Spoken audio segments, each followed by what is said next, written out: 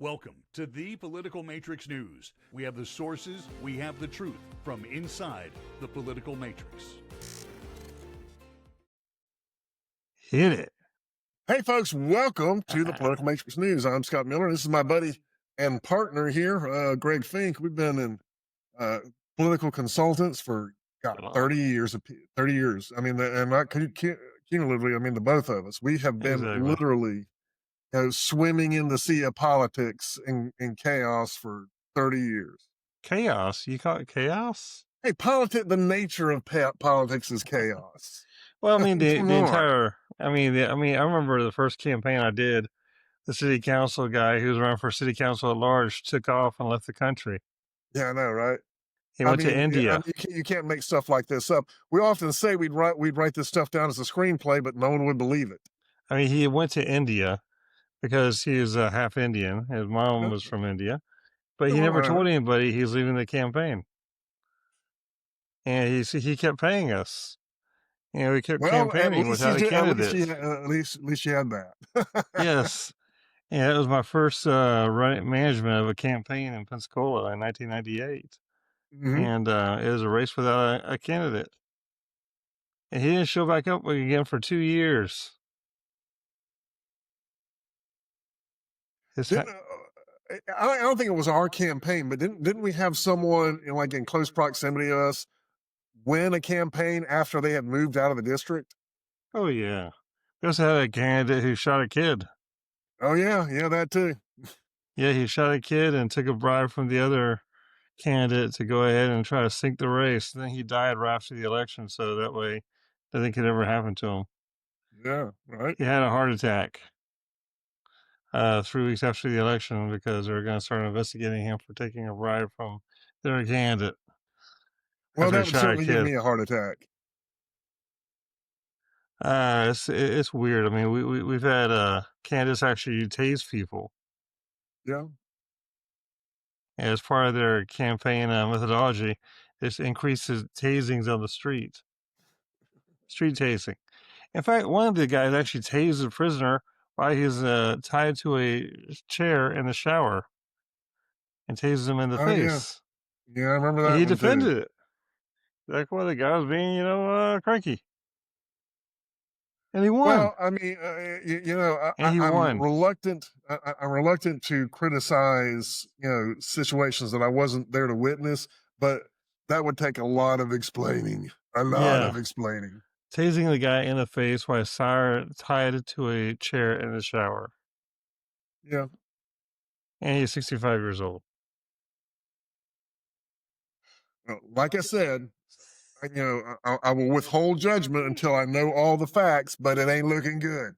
No, that was, I guess, 22 years ago. And so, I mean, and that being said, today in 2025, we still see the same shenanigans on, well, now it's mainly the Democrat side of the aisle. I mean, ICE is out there arresting people in front of an anti-Trump rally with Gavin Newsom. Oh, I know. That was hilarious. Gavin Newsom is inside his little bubbles, just talking about how awful Trump is for arresting people, and while all the time Trump's outside his thing arresting people. As it's right back to the same narrative that they have. That they're far more willing to excuse the criminals than they are the law enforcers. Yeah, I mean, they're upset about the criminals being arrested in D.C. because the federal agents are helping the D.C. Metro Police arrest criminals. And it picks up a lot more than usual. Yeah, you and I were talking about this just before we got on this, is that I don't remember a time in my life when I wasn't warned about going to D.C., be careful where you go. Stay out of dark areas. Keep your eyes and wits about you because it's a very dangerous place. Exactly. And what's hilarious to me is the degree to which the Democrats, apparently who live in D.C., are pretending like that's not the case. They're okay with it. Yeah, I mean, they're talking. The congressmen. There are Democrat congressmen talking about, I'm never afraid. Well, the Capitol Police He's talking about not being afraid in the most heavily patrolled area by the Capitol Police. It's, I think, ranked by the FBI rankings as one of the third or fourth most violent cities in the nation. And I've always wondered why we tolerate that. It's the damnedest thing, but there they are. I mean, the mayor of D.C., she was asking for the authoritarian dictatorship of the Trump regime to stop, and that together they can hopefully win more Democrat House seats, which is not looks like a possibility at all at this point. Especially if they start doing a redistricting properly, like they should have done in this whole mid-decade redistricting. I think you and I talked about that a couple weeks ago, and how rare it is. I mean, I don't think it's ever been done mid-decade. But however, that being said, it was done illegally in the previous census. And so if you just actually 538, actually, I think Wall Street Journal did a article saying if you got rid of all the gerrymandering and all of the partisan drawing of the map and make it all non-political, nonpartisan, and equal, the Republicans will pick up 50 House seats. That is why the Democrats are freaking out. Republicans picking up 50 House seats.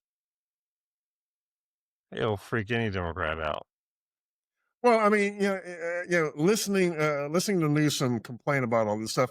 First off, for the last several days on Twitter, he's been, or X or whatever, he's been saying that Trump has has 24 hours to stop his gerrymandering, support of the gerrymandering thing in Texas. And I'm like, are you crazy? Really? Or what, Gavin? Exactly. You're gonna gerrymander California even more than you've already gerrymandered it? Exactly. I'm pretty sure you've pushed that as far as you possibly can, because if you do any more, then the Supreme Court's gonna step in. I mean, because right now, this is ridiculous. I mean, the latest poll of California voters say they want to not have political gerrymandering and they want equal representation for their elected officials, and they want fairness. I mean, which is actually, I think, really says a lot for the California citizens that are left out there that have not fled the state yet. They want fairness. They are tired of this whole political gamesmanship on both sides of the aisle. Yeah. And I mean, Florida will end up picking up at least 4 or 5 more Republican seats. Texas will pick up 2 or 3 more. Well, the gerrymandering, whatever, it's going to be interesting to see how things start to play out as they start removing the illegals out of the equation. Exactly. Because that's the other thing that has pissed me off the most about all this stuff is he's sitting there, virtue signaling, the Republicans are cheating us all, and completely blowing right past the fact that that they've imported 30 million illegal immigrants. 1 in 3 across the nation, 1 in 3 Hispanic people are illegal. They're here illegally. There's something wrong with their presence here. And that's if you kind of distribute it across the entire country. Imagine how much higher that density of illegal people is closer to the border areas, because the heartland, I mean, they certainly have their share, but it's not nearly the density that you have in Texas and Arizona, New Mexico, and California, all those border states. Texas will wind up losing a couple, but they're not going to lose any Democrats, I can tell you that. No, they're not. I mean, that's because the Hispanics that are here legally are Republicans. Right.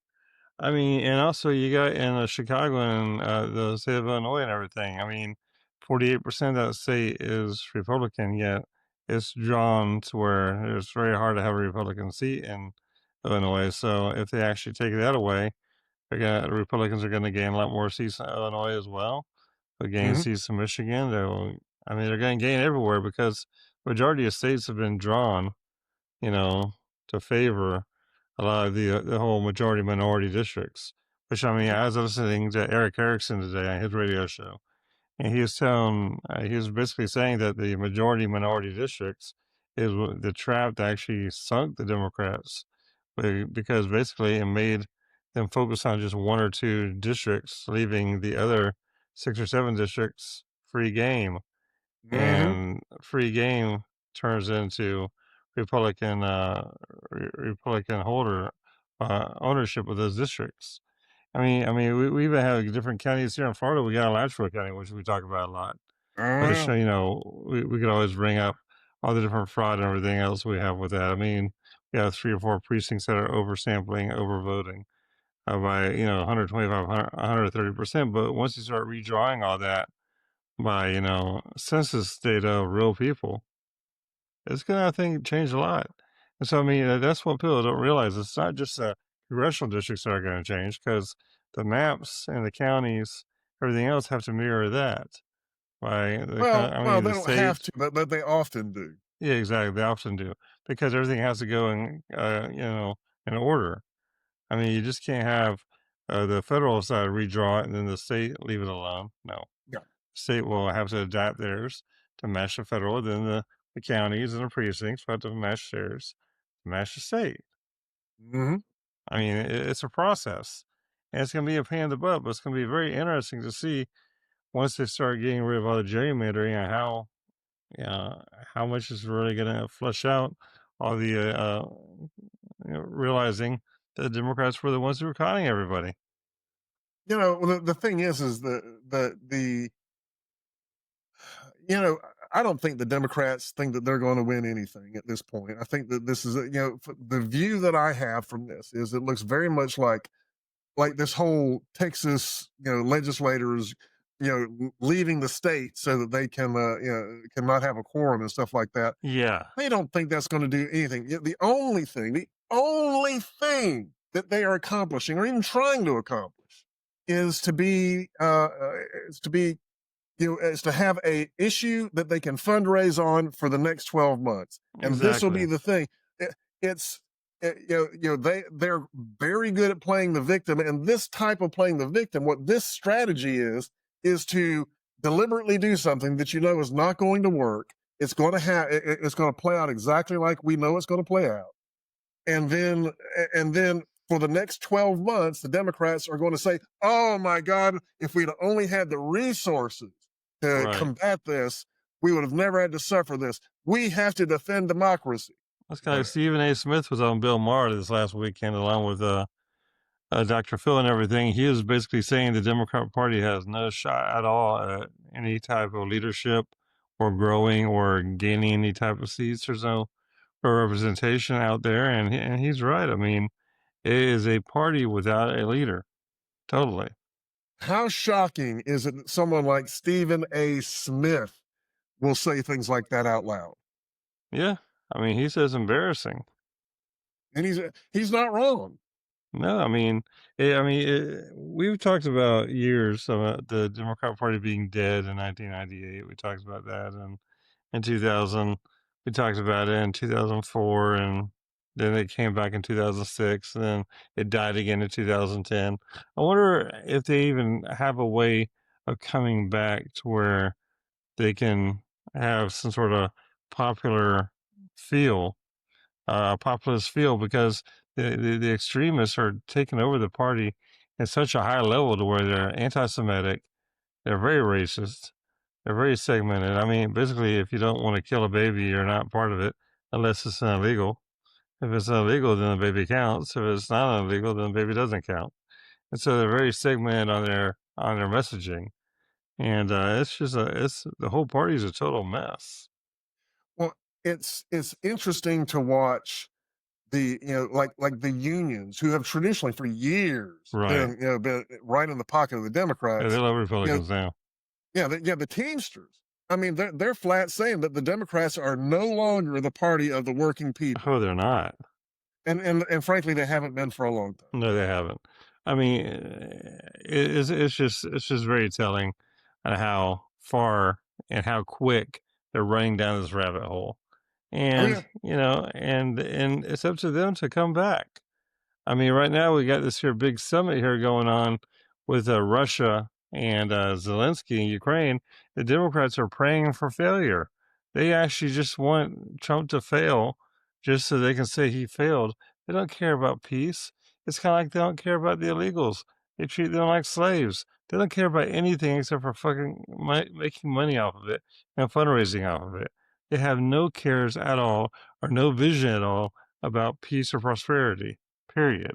Well, the thing that people and look, people can call me a conspiracy theorist. They can say whatever they want. Facts are simple. Democrats are going to have a lot of trouble getting money to campaign on, because besides the getting rid of these illegals, we're also going to have problems getting with the fact that the Democrats funneled so much money through nonprofits that eventually wound up being really campaign money.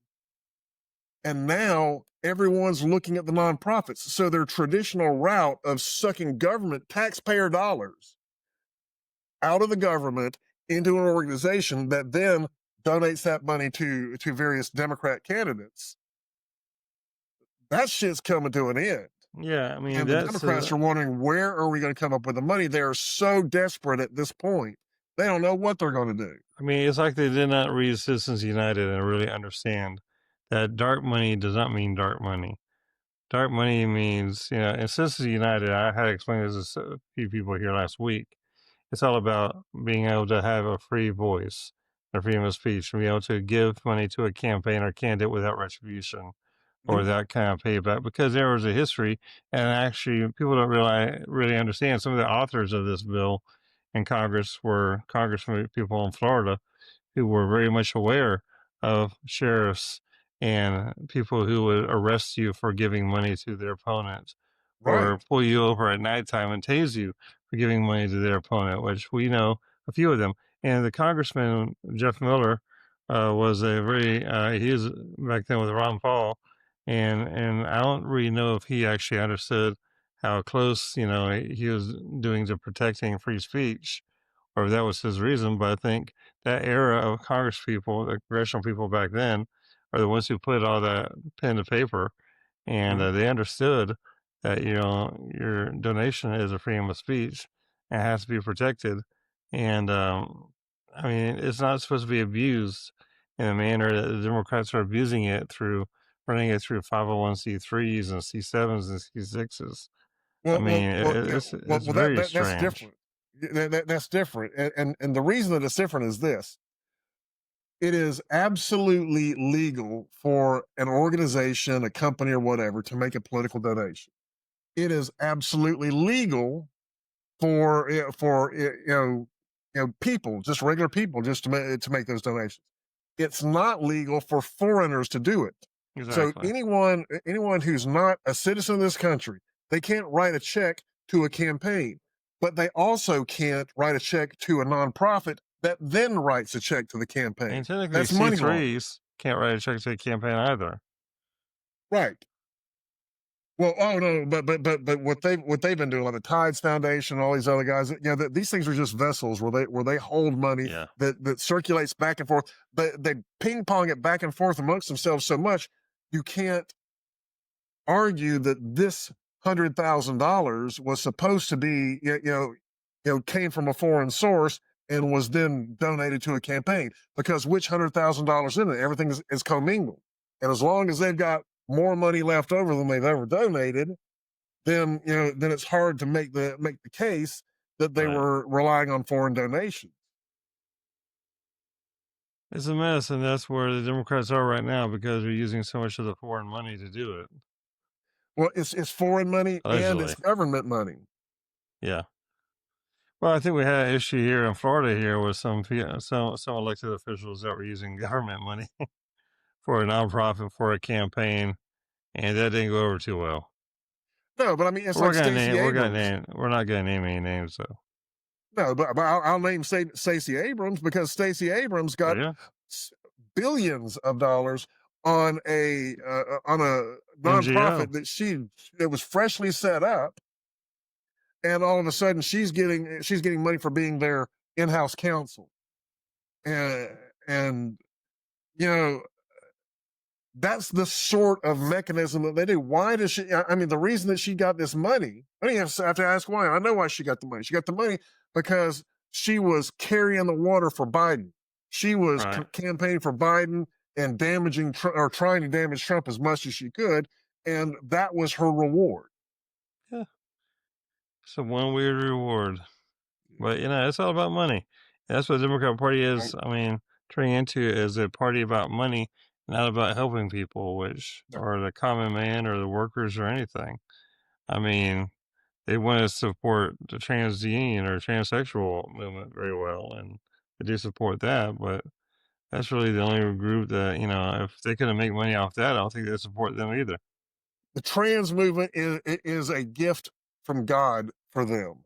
Yeah. And it's a lottery ticket. That's probably a better way of saying it. It's a lottery ticket for them because, if you think about, the history of the Democrat Party, they identify a minority group that will do what they tell them to do, and then they support them like there's a prize for doing it, and there is a prize.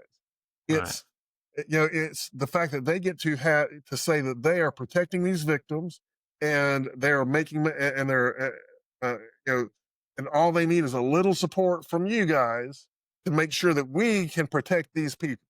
Well, who doesn't want to protect the downtrodden? No. It's just supposed to. Who do you believe is the downtrodden?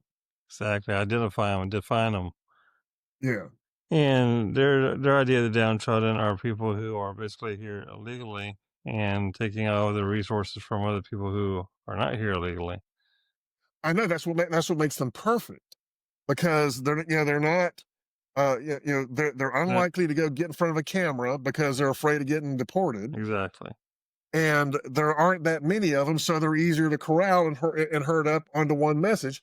And all you got to do is get someone with brown skin that wants to make a career for themselves, and all of a sudden they can say whatever talking point someone reads to them. And to be fair to them, I'm sure they believe that because these people that they're trusting are experts, that they've researched all these points and they're true. And they're right, they have researched the points, but what they researched them for was to see how emotionally driving they were. How much do they drive fundraising? Oh, these score very high. So you need to say this. Well, that's not true. Doesn't matter. It's true for now. Mm-hmm. Exactly. But what do you think about the summit coming up here in Alaska with Putin and Trump? I mean, I think Putin is wanting a lot more than what Trump is willing to give. That's the you have to understand that the Russians have been negotiating from a position of weakness for so long. They have every angle worked out. So do I believe he's going to do it? Until you really hurt Putin, you're not going to make him do crap. Until Putin is coming to you, asking you to do something, you are wasting your breath. I admire Trump for doing it. Don't get me wrong. I think he should do it. But do I hold a lot of optimism for it? No. It's going to be interesting how it goes, though. It's going to be interesting if it's going to be a real short meeting, or if he's going to handle him the same way he handled Zelensky whenever Zelensky came at the very beginning of the term. It's going to be interesting on how the whole, relationship and everything pans out. I personally think that, we should just possibly do some sort of military action against Russia. I don't know. Maybe not. Maybe some financial action against Russia. I mean, just squeeze them tight. Frankly, to me, the most powerful suggestion so far has been to, impose double or triple digit tariffs on people that trade with Russia. Exactly. Cripple them.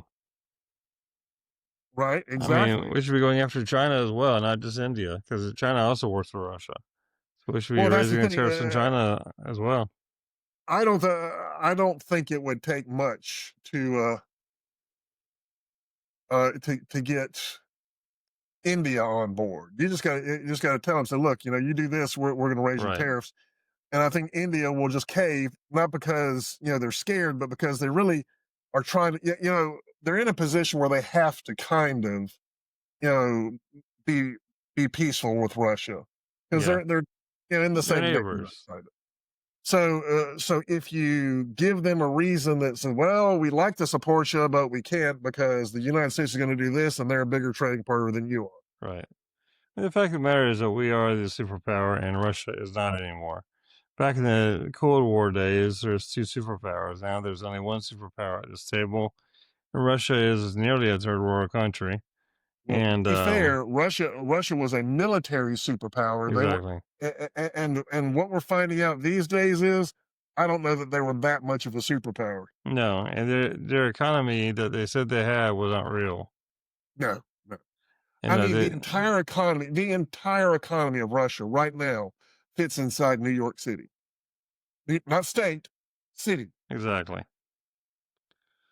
That's how bad it is over there. I mean, they got food lines, they got, poverty out of the yin yang, they have lacks of freedom and everything else. I mean, people that live in Russia are having a very hard time right now.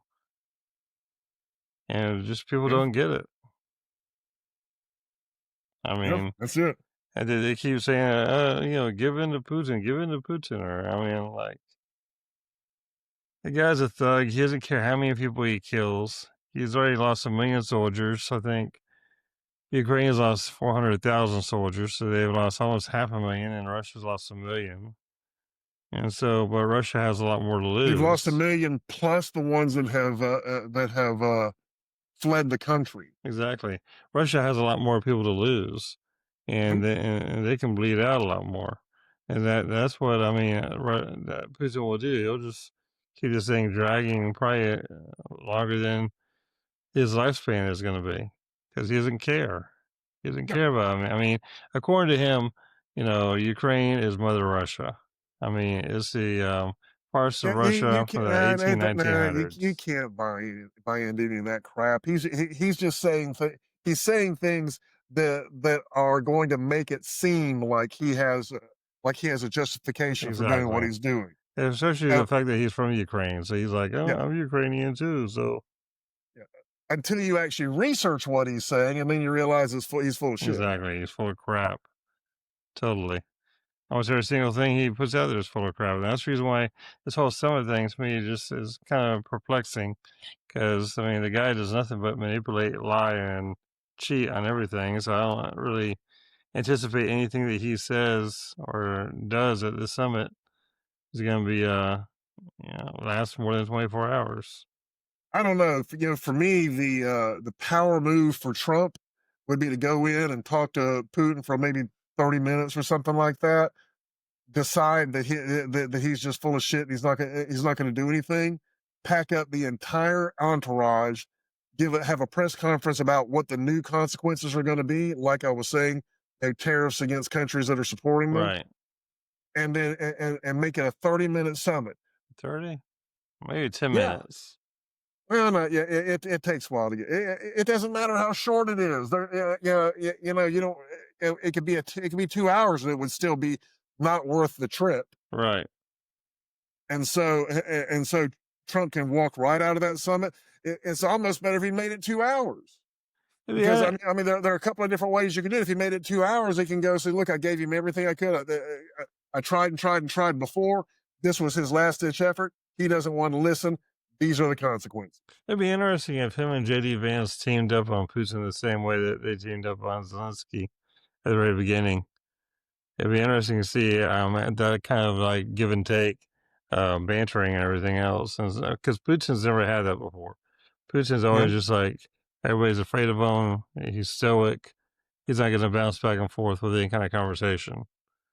And it'd be interesting to see if they box him into that. For sure. Because it will definitely be un-Putin-like. And I think it'd be interesting. That's why I say Trump has to do something to kind of counter that, to get him off his game. Yeah, well, Putin's used to being a badass that everyone's afraid of, so Trump has to go and out badass him, which I think Trump really can. Yeah. Is this something going to be live on TV, or is it going to be behind closed doors? Oh, it'll be behind closed doors. I mean, they'll probably do some public statements on the walk in, and then that's it. Okay. I can't imagine that they would want to try to do that on television because it's never going. I think Trump would look for the ratings. Yeah, maybe, but I mean, it's. I don't even think it'd be good for ratings. Yeah, it'll be interesting. I mean, right now Trump is doing. I mean, the economy is going great. inflation numbers are down again. Consumer price index is down. That's great. I mean, the economy is going better than people think. I thought it was going to. Everything's going the right direction. Yeah. All you got to do is look and see if the Democratic leadership come out and are being real like doomsday, like or like they have the issue. We've got it now. We've got Trump this time. We got him. When they say that, just go ahead and turn the TV off because they're full of shit. And in 3 or 4 days, the whole thing's going to implode anyway. I mean, he went through 94 indictments. Yeah. And all these different charges, 4 or 5 different court systems, shooting. They actually got convictions in one court, and it did nothing. He got shot in the ear. He got shot. I mean, they've tried to assassinate him a few other different times, and they're coming after all of his staff and all of his cabinet and everything, and they're still standing. They're still winning, as Charlie Sheen said. And they're eating tiger blood and drinking tiger blood and having a lot of fun with this whole thing because they are literally, raking it in. I mean, the tariffs are not trickling down into price increases on Americans like everybody says it's going to be. The owners are actually handling it in the margins because they realize that they can't outprice themselves. I mean, there's still competition out there, and so the businesses are just soaking up the increased fees. That's what Treasury Secretary said, that the businesses are soaking it up and not trickling it down to the consumer, which is great.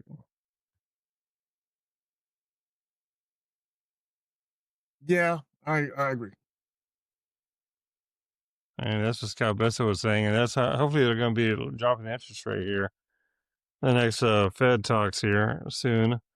I do know that if you drop it too much, it can cause deflation, which we don't want that either.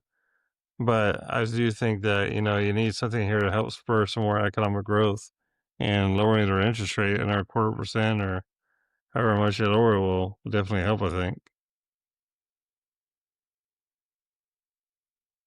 I don't know. I just like I said, the whole thing is ridiculous from the get-go. And Trump will have an opportunity to make a serious power move. Like I said, you are not going to do anything. You're not going to get Vladimir Putin to agree to anything until he is feeling enough pain personally. Exactly. And the way to do that, I mean, if you start tariffing the people that send stuff to Russia, then all of those peoples, all those oligarchs that support Putin, that are the ones that he has to have to maintain his government, right, they're going to start jumping ship right run away. I mean, it's interesting. Sean Hannity was saying he thought it was very funny that all these European leaders are trying to give advice to Trump on how to handle Putin. Yeah, I mean, and as if Trump is going to listen to any of them whatsoever. As if any of them have had any success handling Putin. And none of them have had the guts to do it yet, one iota. All they can do is buy stuff from him to help fund him and help fund his war. And that is what Trump is stopping. The Germans let him build a pipeline to their company or to their country that he held over their head for heating gas, for natural gas. Over now. I mean, now it's all America. They're buying $1 trillion worth of energy from America now. That's a new deal. What I'm saying though is they thought that was a good idea. Yeah, they thought that was a good idea, and they're going to give advice to Trump. The people who think that getting in bed with Russia is going to be a good idea, and they're trying to give it look, this is how we did it. Well, what you did was make a sucky deal. Exactly. We just gave up everything, and just let them do whatever you wanted to do with our money. And I mean, it's ridiculous how they just gave in and caved. And so it's the art of the cave is what we have here with the European leaders. And Trump is not going to be buying into any type of advice that has to do with caving at all with Putin. And he's not going to take advice from people who weren't able to accomplish as much as he is. No, he's not. I mean, why would he? It's kind of like the whole thing with Israel and Gaza and everything. I mean, Trump's actually telling Israel, and they need to quit, starving the Gaza people out. You had to separate the people from the government to a degree. I don't even like that talking point because there is nobody responsible for what's going in Gaza except for the Palestinians. Oh, I know that. So the leadership is the one hoarding all the food and everything else, and basically those guys who voted them in. Well, I don't know about voting them in, but they tolerate them. Yeah. And they do support them. You go through the streets of Gaza and talk to them, and they will sing the praises of Palestine or Hamas like they're the second coming. Why they steal all their food and they starve their children. Right, exactly. And so it's just like the Bible days back then. And you can read in the Old Testament where people were just, it's like a Stockholm syndrome, They're just so used to being beaten down by the people in charge of them that they think that's how it's supposed to be.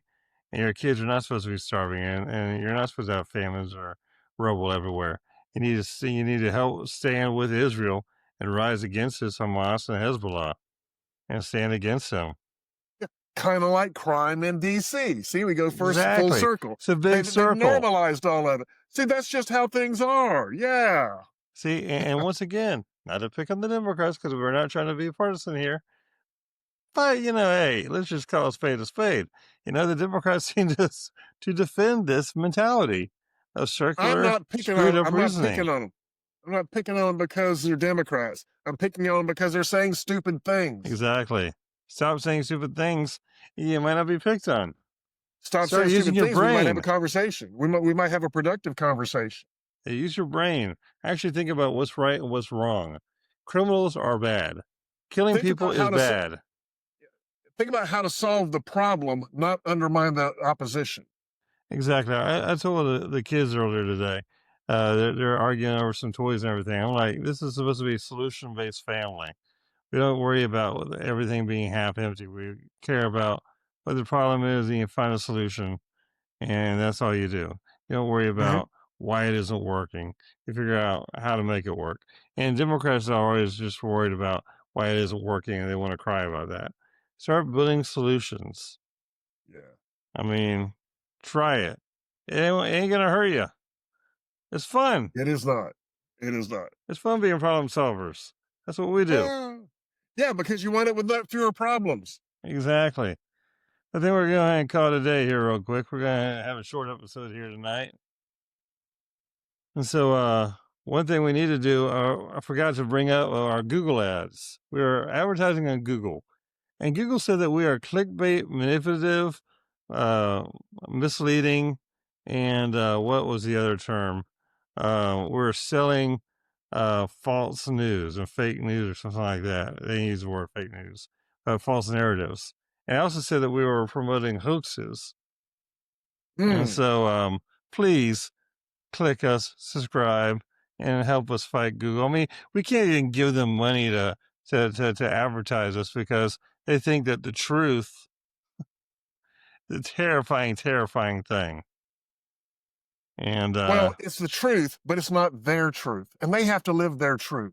Exactly. I'm sure there's other podcasts that are being advertised that they are taking their money. I'm sure if we gave them like $1,000 instead of just $100 for advertising, they'd probably take $1,000 worth of ads and spit out the truth. But the small little guys, the little talking heads out there, the little people who just want to talk about free speech and everything, they don't seem to give a crap about. So please support us, subscribe to us, share us. And like us on, we're going to be getting back on Facebook again here. And so we finally got the Zuckerbergs going to the right now. So we're not going to be shadow banned as much on Facebook anymore. And on Twitter or X, as we call it, I think we're also going to be starting up a new LinkedIn channel. And so we'll be on LinkedIn as well and TikTok more so. TikTok was shadow banning us. And so we quit putting stuff on TikTok. But they're now also more coming to the right because everybody... It's a Trump world now. Just face it. He won. It's a different place. Stephen A. Smith is coming to his senses. Bill Maher is coming to his senses. Bill Maher is coming to his senses. I mean, all the liberals. I mean, real quick before we go, the Kennedy Center nominees. That was awesome. Sylvester Stallone, Forgot the lady who's the song "I Will Survive." Then Gloria Kiss, Gaynor. her, and George Strait, and all these people are just coming out. Oh my goodness, how can you even want to be supported by an evil man like Trump? They're like, we love him. I mean, you don't realize Kiss is all Republicans anyway, and so I mean, it's not a political affiliation thing. However, the people he did induct are conservatives.